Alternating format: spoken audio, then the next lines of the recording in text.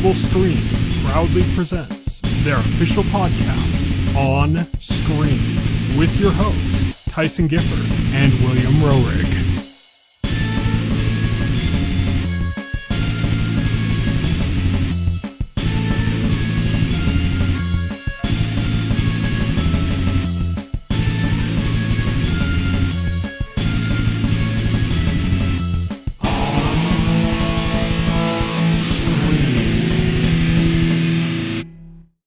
Hello, everybody. This is the On-Screen Podcast, Episode 3. I am your host. My name is Tyson. And my name is Will. Today, we are going to be covering a variety of topics, including the next episode of Loki, Episode 4, titled The Nexus Event. We're going to be covering that, but we'll also have a few other segments to cover before that. So let's start off with On Beat. This is our section where we cover the latest news for video games, TV, film, anything that kind of hits us that we want to talk about.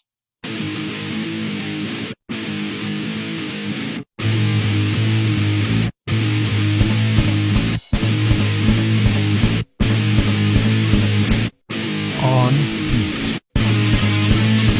So here's what we have today for On Beat. The Shang Chi trailer came out, kind of like almost right after we've recorded last week's podcast. I think it came out like the next day. We had already had an initial trailer for Shang Chi. Shang Chi. It's easy to do, yeah. Yeah, like, I got in the habit of saying Shang, and then I found out it's Shang. Yeah, exactly. I was the same way. Like, that was how I pronounced it until the video by the main actor there. There's still like some I know a small amount of Japanese. There's still some video game characters that I say the names wrong when I see them written, because before I learned any Japanese, before any of that, I just got in the habit of saying it that way. Yeah. But Shang-Chi had its second trailer, and a much more exciting trailer. It included a few cameos that were kind of surprising.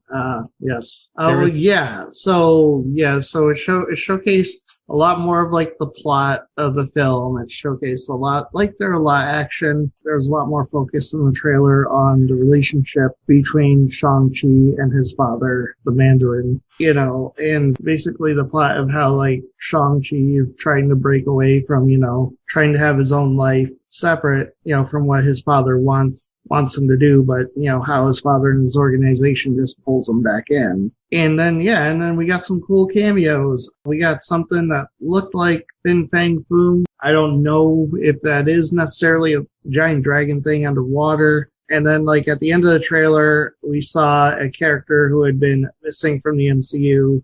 Since the MCU started, we got the Abomination. And the Abomination was in the fighting Wong. Second or third movie in the MCU? The second movie. Okay. It was The Incredible Hulk. I think Hulk was I can never right remember after Iron Man. I can never remember if Iron Man 2 came before. No, Iron Man 2 did not come before Incredible Hulk. Okay. So yeah, we see the Abomination. He looks a little different. So I'm not that knowledgeable about the Abomination, besides having seen him in the movie and, kind of vaguely seeing him in the periphery of other things. I didn't know that his character had like these kind of like fish-like ears or something. So when I saw it and everybody was saying Abomination, I'm like, wait, that's not Abomination. Look, his ears look completely different. What's that? And then Will pointed out to me, he's like, oh, no, that's just how he looks in the comics. And I'm like, oh, okay, so they changed it. So even though he's carrying over from, the second MCU movie, that movie's kind of like partially canon now, because there's like already some other things have changed. I mean, obviously, Mark Ruffalo is the Hulk now, where it used to be Edward Norton, Yeah. Also, they can't wave it away with further like saying, oh, like he's mutated further since then or something, Like it's I don't think they even will. I don't think they'll bother. Technically, it's been like over a decade or something since he appeared in the MCU, and and it's about like MCU roughly. The MCU is actually ahead of real time now, thanks to the time jump. So it's actually been longer in MCU time since we've last seen the Abomination. So it's not that big of a leap, for him to look a little bit different. And I don't think they're going to bother to explain it. They're just doing it, Yeah, they're just doing it. Kevin Feige said in an interview, he confirmed that was the Abomination fighting Wong. Yeah, I was just about to say, that's the other thing, is that a lot of people noticed Abomination. I think a few less noticed that it was who he was fighting. Yes. And that's Wong, which is really cool to see Wong again. It's cool to see him outside of just either a Doctor Strange movie or by Doctor Strange's side and something else, like Avengers. Right. Now, how exactly Wong and the Abomination end up in that cage match is still unknown. And apparently, the way they implied in the trailer was that Shang Chi's also kind of involved in some kind of tournament or something that's connected to. Right. Yeah. There was kind of like a hint towards that with Awkwafina's character saying like, I'm sure you'll do fine or something like that, right? Yeah. Like right when they showed that fight, saying that he was also going to be in some kind of a fight or something. Yeah, that's just going to be really cool. I mean, that's kind of like a big like dream scenario of just pairing up like random MCU characters against each other, Right, yeah. And that's an interesting one, Abomination Wong, because Abomination obviously is like a huge force like the Hulk is, but then Wong is like a completely different sector of the MCU. He's like fully on the magic side, so how does that like equal out? How does that occur, Right. That's going to be fun to watch. Maybe it's a callback to the weird Thunderbolts arc that's centered around like an underground like supervillain tournament. People have been waiting for like a Thunderbolts thing to happen in the MCU for a while. There's every time like Thunderbolt Ross shows up, they're like, okay, it's going to happen. It's going to happen. Every time like some villain shows up that's like connected to Thunderbolts in the comics, like it's going to happen. It's going to happen. I don't know. I think it'll happen eventually. Maybe this is it happening. Maybe this is it happening. I don't know. Like they're doing something with Julia Louis-Dreyfus's character from Falcon and the Winter Soldier, and she's also like credited, at least like on IMDb, she's credited for like Black Widow. Yeah, that was supposed to come out first. Yeah, and that was supposed to come out first. So they're doing something with her character, and she's like passing out business cards to like these disgraced like people.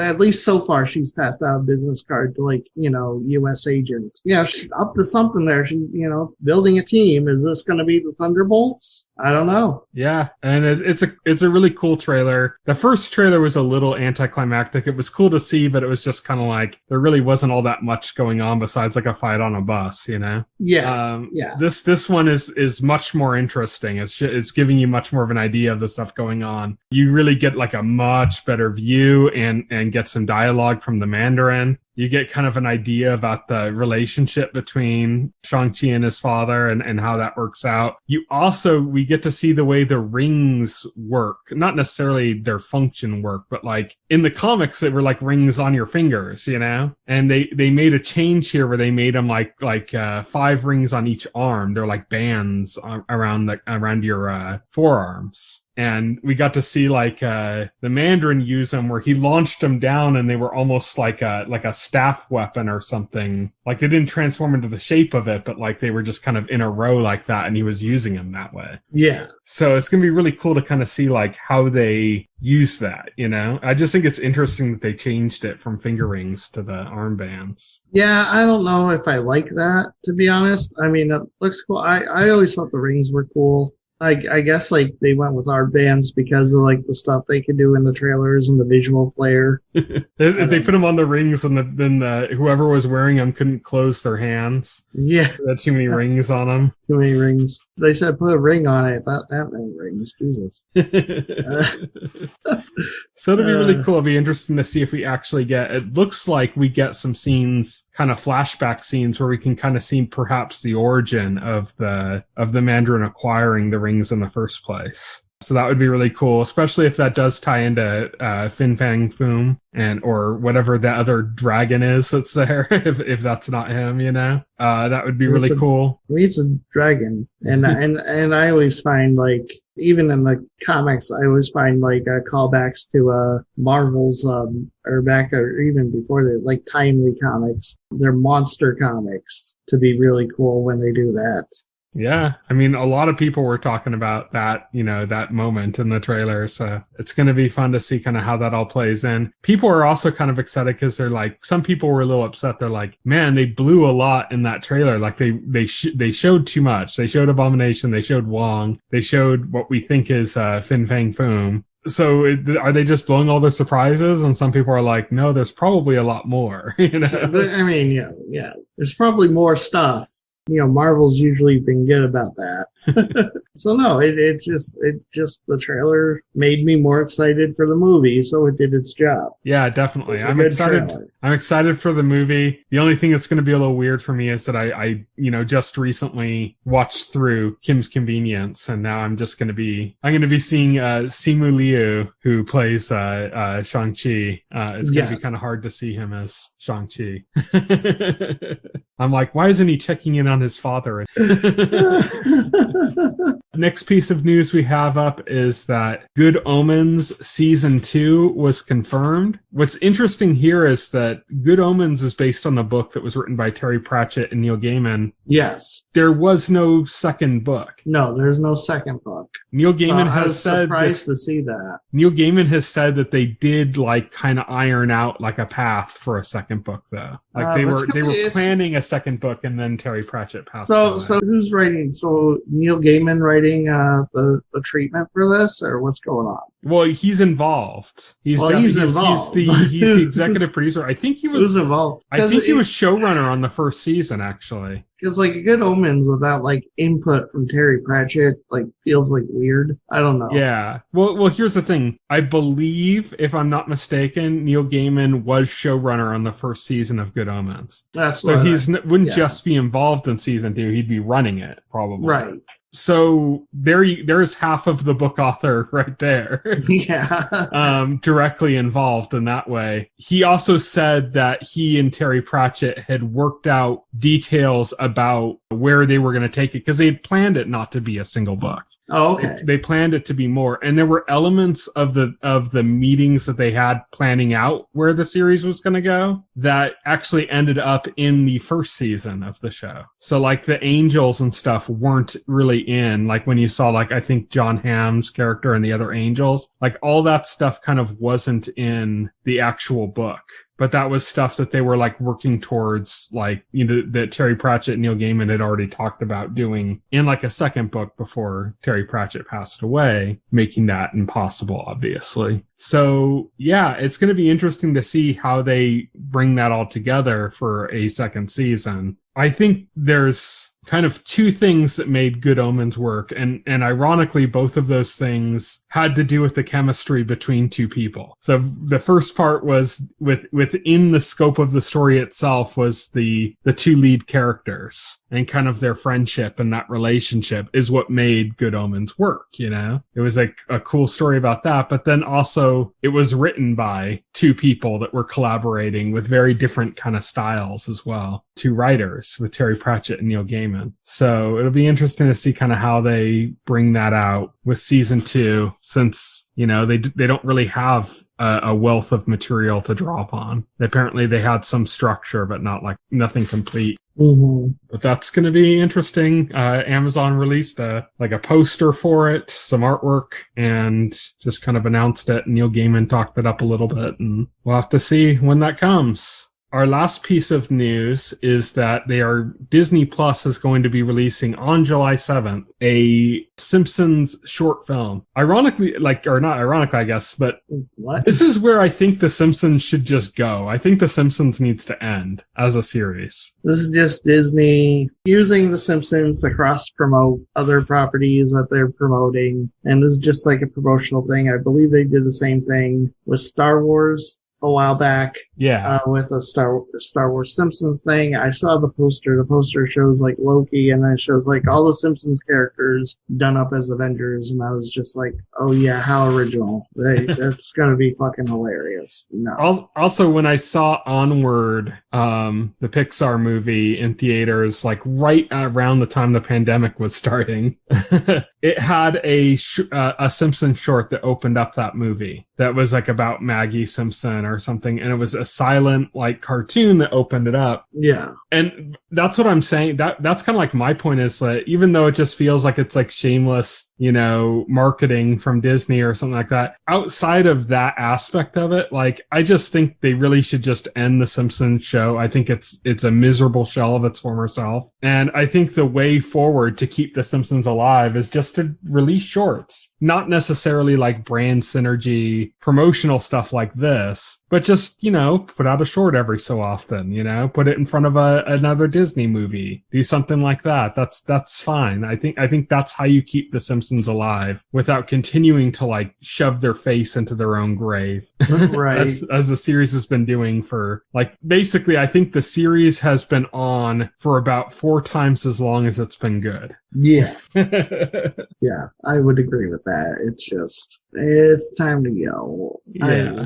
It's just. And if you want to do a Simpsons thing, just do a short every so often, I just saw a poster for that and I just groaned because, it's just corny. At this point, it's just corny. I think it'll be fine. I think it'll just be it's going to be a short. It's not like it's a full episode. They're not trying to really pull out a full story here or anything, Right. It's just going to be a cute little skit, basically. I think that's where the Simpsons kind of should be now, is I know. Just doing short skits. I'm just jaded at this point. Don't mind me. Well, we'll see if it turns out to be any good. I'll let you know because I'll check it out. Okay. Well, there you go. I'll watch it so you don't have to. A full review on the podcast after you watch it. Yes. Okay, so our next segment on this podcast is On the Horizon. We haven't done this yet for this iteration of our podcast. On our old podcast, we used to do this where we just run off all the kind of dates of everything that was coming up on TV in the next couple of weeks. That really doesn't make sense with our new podcast since we're covering a lot more content. So we decided to kind of change a little bit and instead focus on just a few things that we're actually kind of more interested in that are coming up in the next couple of weeks. And so we got 3 things to cover on this week's edition of On the Horizon.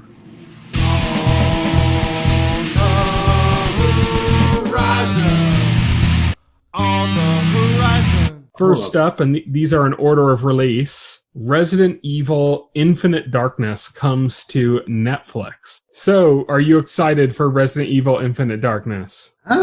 Yeah, fairly, I guess. I'll watch it. Hopefully it's good. I'm not super crazy about the Resident Evil movies, but yeah, I'll check it out. But this isn't the regular Resident Evil movies. No, I'm talking about the CG movies. Okay. There's been previous Resident Evil CG movies. See, I didn't even know that. Well, there you go. You get to learn some Resident Evil. This just, I think it looks interesting because it actually looks like Resident Evil. Yeah. As opposed to the live action movies, which look like some weird, completely different thing, or even as opposed to the Resident Evil remake games that have been coming out. Right. Yeah, definitely.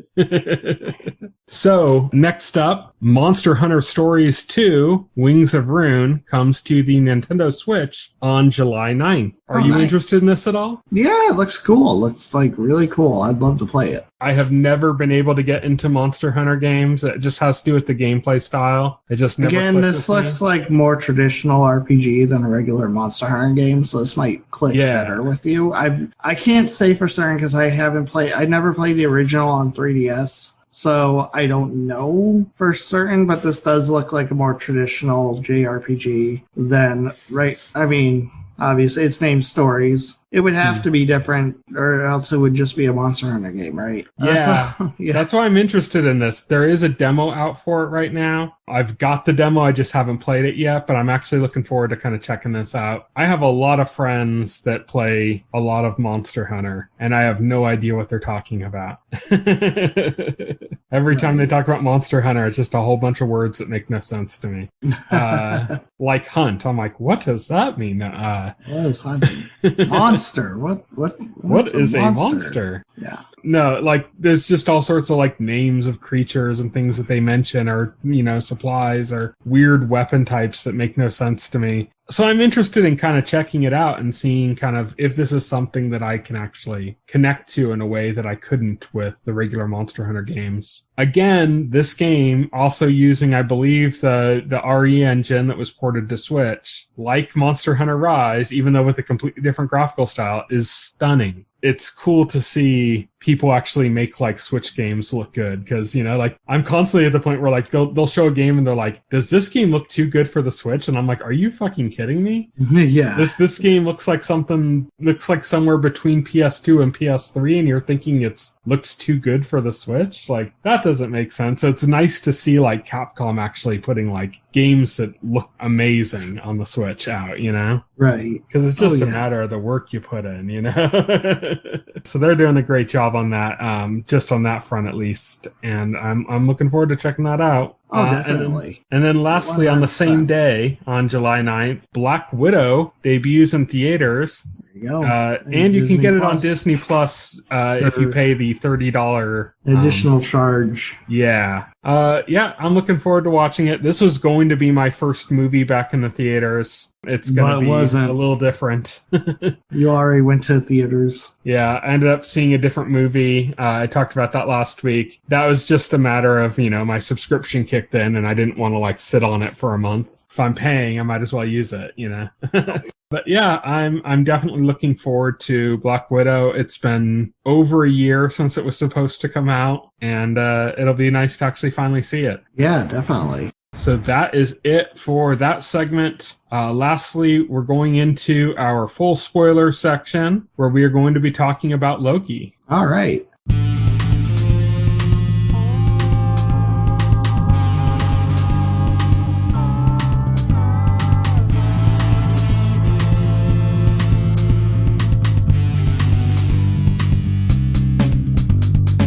So, episode 4 of Loki, the Nexus Event. This, I think, in my personal opinion, you'll have to tell me if you agree or disagree. I think this is the best episode of the series so far. It's a good episode. I don't know if it's the best. It was just very eventful. I think the first episode was like a clip show as they were setting everything up, Yeah. I know some people didn't like the last episode, which I really did like, but this episode was just like craziness all around, Yeah, we definitely got more forward momentum on the plot in this episode.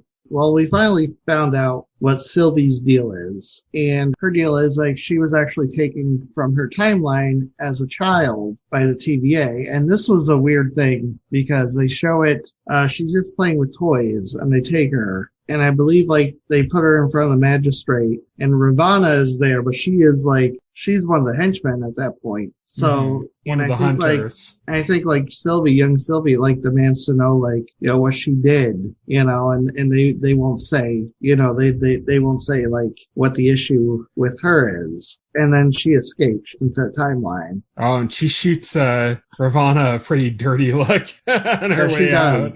So it's interesting because they call her a variant, but it's what did she do to violate the timeline? Apparently nothing, from what can be told. So that off the bat, that's interesting. Yeah. And it kind of establishes, unless they do kind of a last minute switch on us, that's kind of establishing that she is the female Loki, rather than the Enchantress, unless they do another twist on us at some point. No, they're not going to do another twist. This confirms that Sylvie is a Loki variant. You were right in saying that was just her name that she chose for herself is just a tongue-in-cheek reference, but didn't mean anything towards the actual character. But now we know what her deal is, what her motivation is. Her motivation to this, and her motivation is very human. She wants to destroy the TVA because she wants to exist. Because the TVA is because they destroyed her life. Yeah. Well, they destroyed her. She just wants to exist. Yeah. They chased her through the timeline because they're hell bent on stopping her from existing. Because I think it goes beyond that. She's pretty angry. Well, she's angry. Yes, you would be angry. She said that. She said that to Ravonna. She said you ruined my life. Yeah, you would be angry if your timeline timeline with everybody you knew, and it was destroyed, and you were hunted down relentlessly your entire life, not being allowed to exist. Yeah, that's exactly what I mean. Like, she's angry about this. It's like a combination of wanting to be free, but also wanting vengeance, you know? So she's, you know, like, this episode, besides that one moment at the very beginning, the last episode had left us off with it looking like basically Loki and Sylvie were gonna perish on that moon with the planet crashing into it. But Loki and Sylvie had a moment, and that moment somehow, even though they were in an apocalypse timeline, created like a branch in the multiverse. Right. You know, no, I'm not a pretty severe branch, like that wasn't running parallel, but shooting off in the opposite direction. No, I'm not knocking the ship or anything. I'm not knocking the ship or anything by saying this, but I thought that was pretty corny, typical Disney, like true love, like conquers Sylvia's all type. The Disney princess. Yeah, like it's like this true love, like, oh, love is magic, and the magic of true love just like caused a divergence in time. I was kind of like, I saw some people reacting to it like it was creepy, like incest or something, and I'm like, I think you're missing the point. This isn't incest. They're not like brother and sister. They're the same person. Would you do an alternate reality opposite gender version of you? But it's like, what I'm saying is it's not incest. It's like self-cest. It's like a different thing. What makes that work is that it's Loki. Yeah. And Loki is like a full-on narcissist. So he, like, as Mobius, like, directly pointed out, you know, he's such a narcissist that he literally fell in love with himself. Yeah, which was a great line from Mobius, too, by the way. I thought that was fantastic. Mobius, like, grilling Loki when they get him back to TVA. It is great. Like I said, I don't have any issues with Loki falling in love with Sylvie. I just thought, like, that being the thing, like, I knew they had to, like, write their way out of that situation somehow, but it just came off as, like, a little too Disney. And unless they give some more reason to it later, you know? Right. For right now, it was kind of just like, love is creating a divergence in the timeline. Yes, a love that should not exist. A forbidden love that should never have existed. So due to this, the TVA ends up collecting Sylvie and Loki when, I mean, wouldn't it have just solved itself if they just left them? I don't get that. Like, yeah, maybe they somehow were gonna die. Loki and Sylvie were going to survive. I don't know. Because they were just like going to like prune them anyway. So I think the reason is I think they wanted to grill them on, you know, what their plans were, what they knew. I think that was the main reason. Yeah, I think it had to do with just that diverging timeline, because if you remember, they did show, and this is not something we understand yet, but they showed Loki had that moment with Mobius in the second episode where they went to the eruption at Pompeii, and Loki was kind of like dancing around and saying all sorts of shit, and it wasn't affecting the timeline at all because everybody was just going to die anyways. Mm-hmm. And so I think that the reason they ended up taking him instead of just letting him die in that timeline is because the path was branching, even though they were in an apocalypse there. Yeah, we just don't know what that means yet, you know? That doesn't logically make sense to the audience yet, like how it could have diverged when they were just about to die anyways. But maybe there's something that we just don't know yet. That's all I can think of. We got more great character moments in this episode. Obviously, we got more great interaction between Loki and Mobius. We got Mobius starting to get suspicious, you know, about what's going on, thanks to what Loki tells him. Mm-hmm. We got a nice interaction with Ravonna and Mobius. We got some stuff with like Sylvie and then the one guard that she enchanted. B-15. Yeah, these characters having like these like number names. I'm never going to remember that. I have it here in the show notes. So it's Hunter B-15. Hunter B-15, played by Wunmi Masaku from Lovecraft Country. So we got some like great moment, you know, when because Sylvie unlocked memories in her mind, and let her start questioning things too. Mm-hmm. And oh man, it really sucked when Ravonna pruned Mobius, and you could see how affected Loki was by that.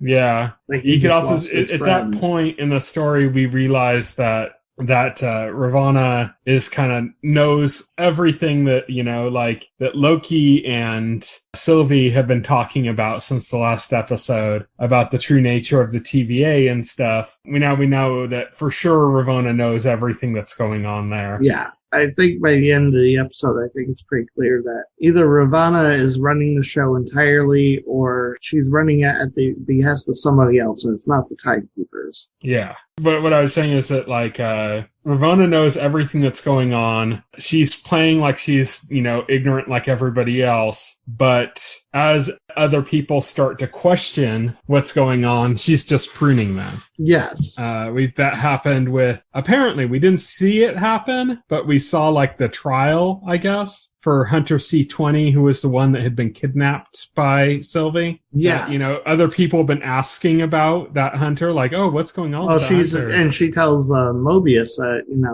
that she's dead. Like, when Sylvie scrambled her brain, like, she just took a turn for the worse and died. She just died. And, and Mobius is like, what are you talking about? She seemed fine the last time I saw her. She was, recovering. Yeah, and then Ravonne's just like, yeah, but then after that, she took a turn for the worse, and she just died. Yeah. Don't worry about it. don't think about it too hard. She tripped and fell.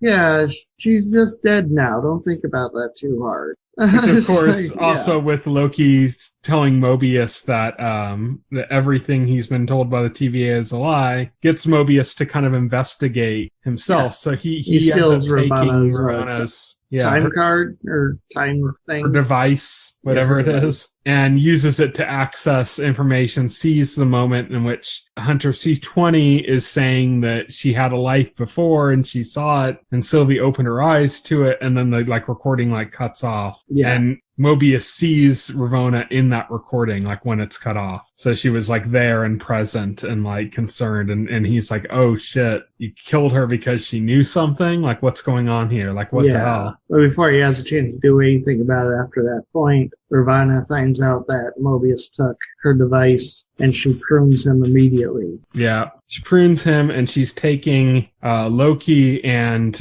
Sylvie to the Timekeepers where she's going to prune them in front of them. Ostensibly. Yes. The Timekeepers, air quotes. And they go before Timekeepers and they're the Timekeepers. They're three beings talking about stuff. So here's what I have to say about the Timekeeper scene. I knew, we'd been talking for a while about, both of us saying the Timekeepers aren't around. They're either never were around or they're just not around anymore, We've kind of already talked about that. But the second they showed the Timekeepers, I'm like, man, this is some Chuck E. Cheese shit. Yeah, I thought...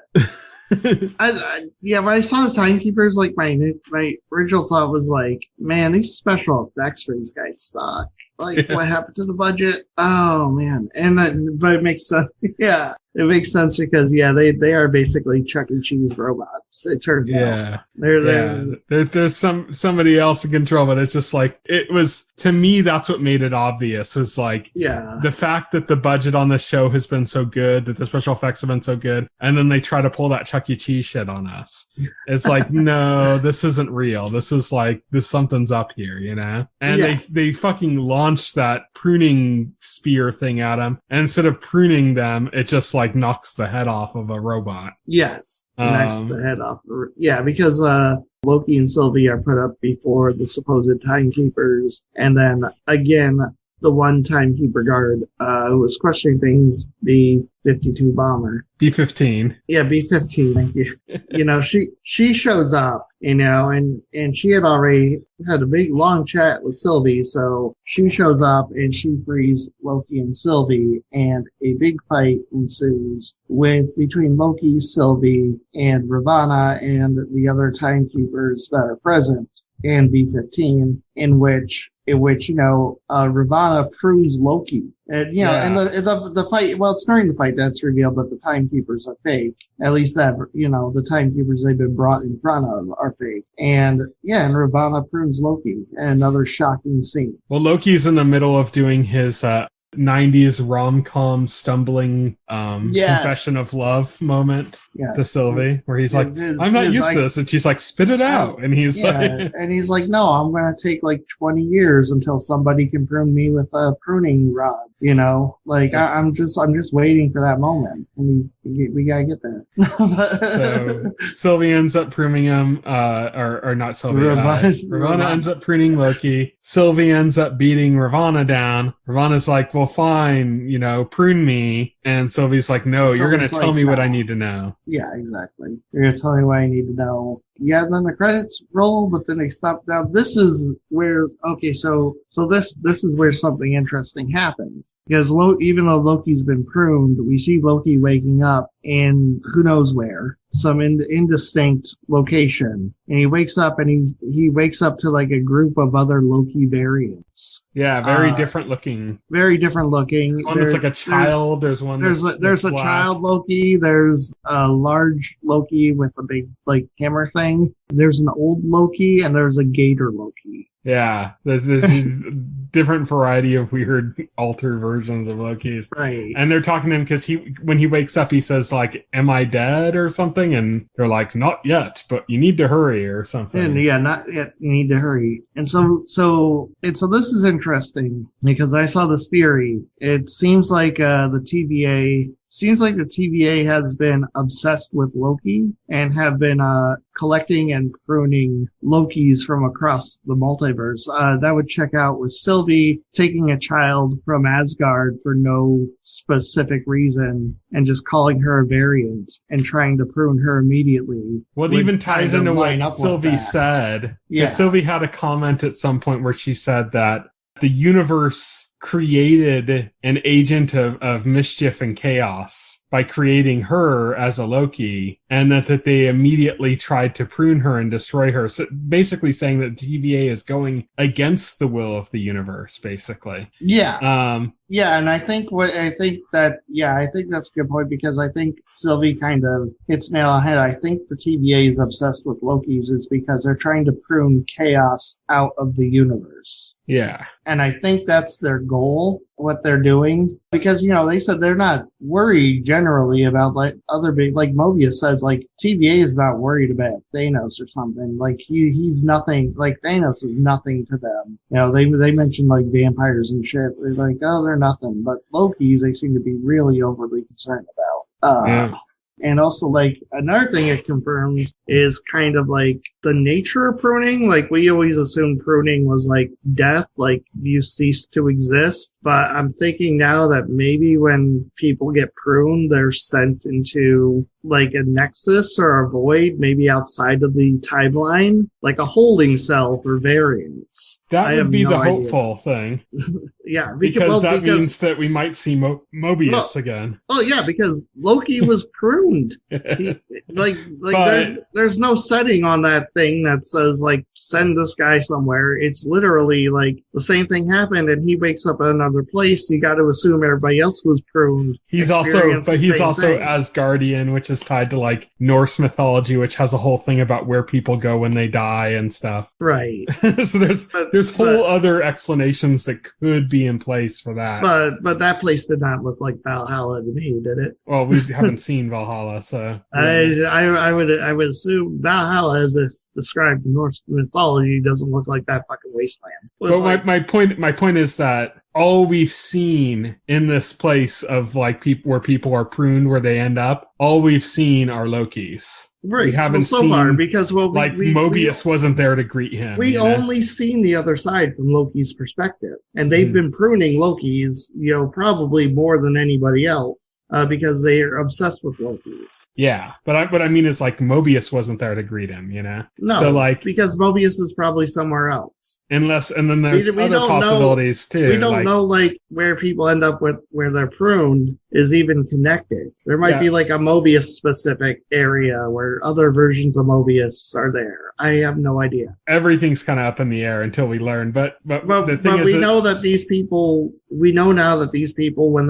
they go somewhere, they're not wiped out of existence entirely. That's the takeaway. It could be the thing that I had suggested. And I think before, you're overthinking it a little some bit. of the. I'm not. Well, here's the thing. I'm not saying this is the case. Like I kind of more agree with what you're talking about. I'm just saying that I'm trying to clarify that there's things that aren't set. You know. Yeah. Okay. Like we don't know for sure if like just because we saw Loki there with other Lokis doesn't mean that pruning doesn't kill. There could be something else. That would be wildly inconsistent. There could be something else. There would be no reason for Ravonna to not do that as a kill shot. I think Ravonna intended it as a kill. Like I think that there's a lot that we don't know. There's a lot that's vague still, is what I'm saying. Because like I said, it's just Loki's there and stuff. I also I had postulated before that some of the people in the TVA could be Lokis, you know, because they said that that there were a lot of Loki variants and they brainwashed them. These shows are a lot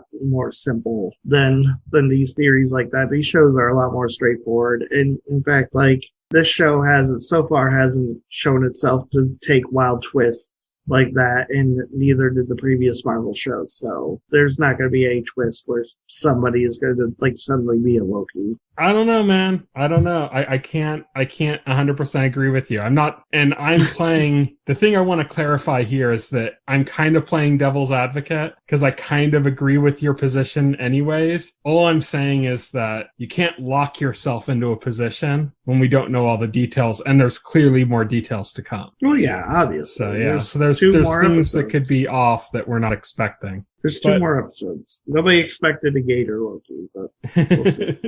There you go. I'm not saying that there aren't possibilities. I'm just saying I think we got some more answers into the nature of things. And I just don't think, before this episode, there was a question of whether Sylvie was really a Loki variant or she just appeared to be one. And I think this episode pretty definitively answered that.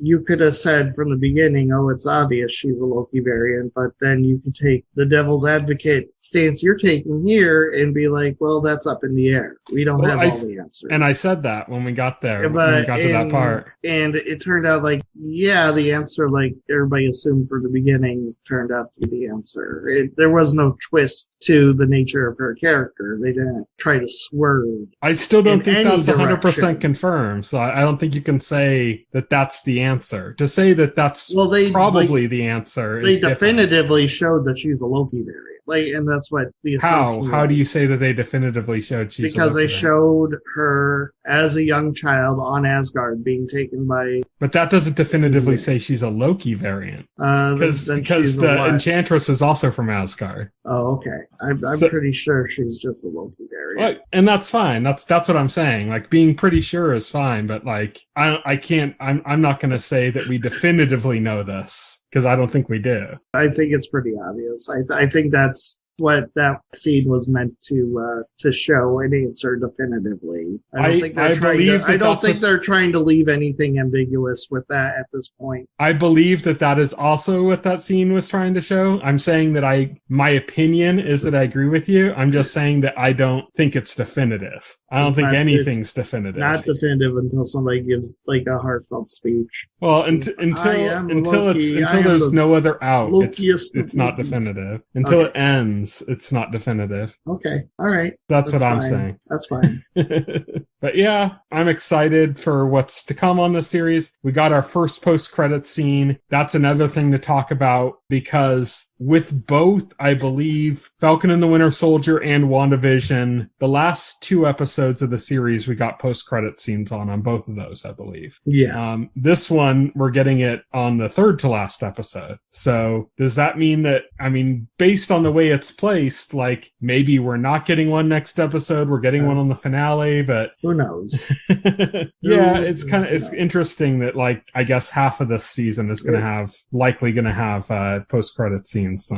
At this point, it kind of feels random which episodes they decide to stick post-credit scenes on. Yeah, which it's kind of sucks in a way because, like, if you know, like, here's the thing. If you watched, like, Agents of S.H.I.E.L.D., for example, that show always had a post-credit scene in every episode. You know what I mean? So, like, you wouldn't turn off the show because you're like, oh, there's more coming up, because you knew that. But then they establish a pattern on these shows that there is no post-credit scene, and then randomly at some point there is one. Yeah, it's kind of annoying. So it's like I immediately, after I watched the episode, I, like, sent you a message saying, make sure you saw the post-credit scene, you know? And I'm going to be honest. As soon as the credits started, I did turn it off. And then I saw something on Twitter that said there was a post-credit scene, and I had to turn it back on and watch it. Yeah. Yeah. Because I wasn't expecting a post-credit scene on, like, the third to last episode. It's kind of frustrating because I do that too. Like, I'll, like, literally, I'll watch through the first set of credits, watch the post-credit scene, and then fast forward through the second set of credits, because sometimes they have another post-credit scene, like they did in WandaVision, for example. You know, they had another one after that. That was the one with where she was in the cabin and stuff, the one that was recently changed, you know? That was a post-credit scene. And so, like, I every time I'm watching an episode of this, I'm, like, fast-forwarding through the credits to make sure there's not a post-credit scene, you know? So it's kind of frustrating that they do it that way. I think if they just established a format that we knew, it would be better. Like, I'm not saying they shouldn't do post-credit scenes. I mean, I'm saying that they should make it clear. They should make it consistent.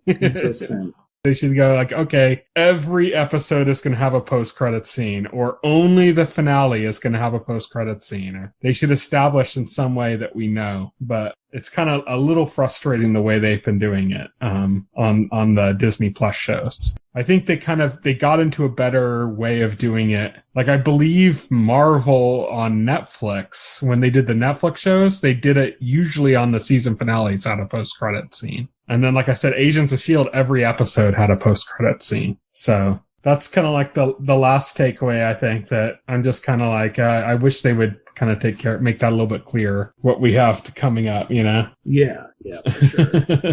But since post-credit scenes and the first reason to put those in the first place was to make people sit through the credits so they could actually kind of pay respect to the people that made the movie, so they can respond and say, well, if we told you, then you just fast forward or just leave if you knew it wasn't there, and that would get rid of that point. But I think that post-credit with Marvel has a different meaning now. Yeah, I think so too. I agree. All right, so I believe that is it for our show. And thank you, everybody, for listening. Next week, we are going to be discussing, again, Loki. We're going to be talking about episode 5. And we're going to cover some other stuff, as we've been doing every week. If you want to send us some feedback, you can send it to @TysonGifford or @VoxelHero on Twitter, and just kind of let us know if you like the segments, if you don't like the segments, what's working for you, what's not, and just kind of fill us in and how you feel about that. Or if you just have something specific that you wanted to talk about, if you have your own impression about this week's Loki and you want us to address that, then send us a comment and we'll respond on next week's podcast. Thank you, everybody, for tuning in. I guess we don't really have a call out for the show. We've just been saying chaos. Just good night. Good night works. Good night. Yeah, we don't have to say chaos anymore. Mischief. Yes. Thank you for listening to the OnScreen podcast, the official podcast of The Little Screen. Visit our website at thetittlescreen.com.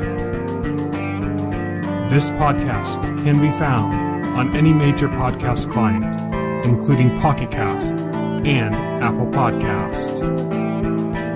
The entire backlog of this podcast and other content can be found on our YouTube channel.